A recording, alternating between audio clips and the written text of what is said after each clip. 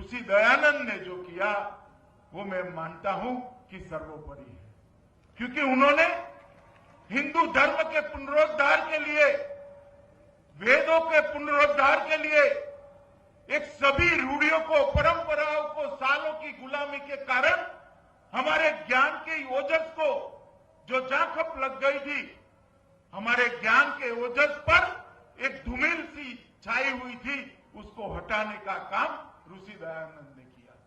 वेदों के सत्य को पुरातन काल में जो था उसी रूप में दुनिया के सामने रखने का आज संपूर्ण यश किसी को जाता है तो ऋषि दयानंद को जाता है।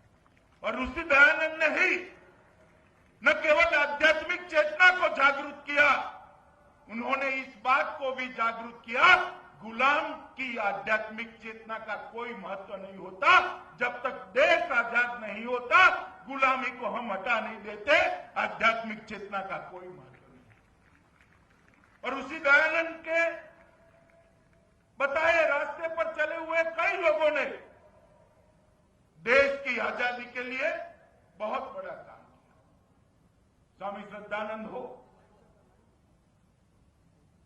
चाहे अनेक प्रकार के शस्त्र के आधार पर आजादी मांगने वाले युवा हो या हिंसा के रास्ते पर आजादी मांगने वाले युवा हो, सभी को अगर ढूंढ के निकालोगे तो आर्य समाज में से निकलने वाले कई लोगों के मूल आर्य समाज में निकले। लाला लजपत राय हो, लोकमान्य तिलक हो, उन सबको जब गहराई से देखेंगे तो कहीं न कहीं आर्य समाज में से उन्होंने प्रेरणा प्राप्त की थी। मित्रों, आर्य समाज की स्थापना मैं मानता हूं कि हमारे आर्य धर्म के, हिंदू धर्म के एक अर्वाचीन अवतरण के लिए बहुत महत्वपूर्ण घटना थी। 1875 में जो आर्य समाज को मुंबई के अंदर ऋषि दयानंद ने स्थापना की, आज पूरे न केवल देश, दुनिया का मार्गदर्शन करने के लिए सज्ज है।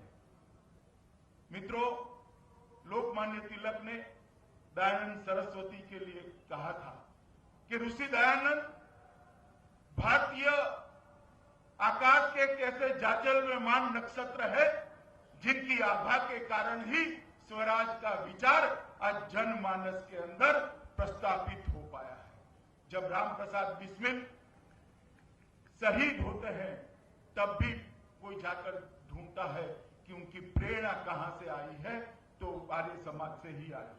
इतना ही नहीं, अस्पृश्यता, बाल विवाह, दहेज, विधवा विवाह की शुरुआत, स्वदेशी और आधुनिक शिक्षा, हमारे पुरातन संस्कारों के साथ की आधुनिक शिक्षा, ऐसे कई प्रकार के सामाजिक सुधार आर्य समाज के अनुयायियों ने किए और ये पूरे उत्तर भारत के अंदर संस्कारों का एक वातावरण आर्य समाज के कारण निर्मित हुआ। हिंदी का महत्व बढ़ाने में भी आर्य समाज की बहुत बड़ी भूमिका रही।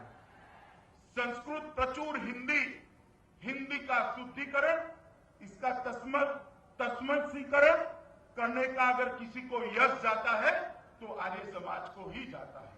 और गद्य इस नई शैली में उन्होंने प्रस्तापित किया कि इसके द्वारा खंडन भी होने लगे, मंडन भी होने लगे और शास्त्रार्थ भी होने लगे। हिंदी में शुद्ध हिंदू धर्म की परंपरा खड़ी करने का काम आर्य समाज ने किया। उन्होंने एक नारा दिया था ऋषि दयानंद ने, पुनः वेदों की ओर चले, और वो नारे के कारण ही आज हम यहाँ पर खड़े हैं। स्वामी श्रद्धानंद और महात्मा हंसराज ने जो शुरुआत की, मुझे बताया गया कि कम से कम 1 लाख युवा आज ये आर्य समाज की तत्वाधान में हमारी मूल भारतीय संस्कृति की मूल आत्मा को साथ में रखते हुए आधुनिक शिक्षा लेने का काम कर रहे हैं।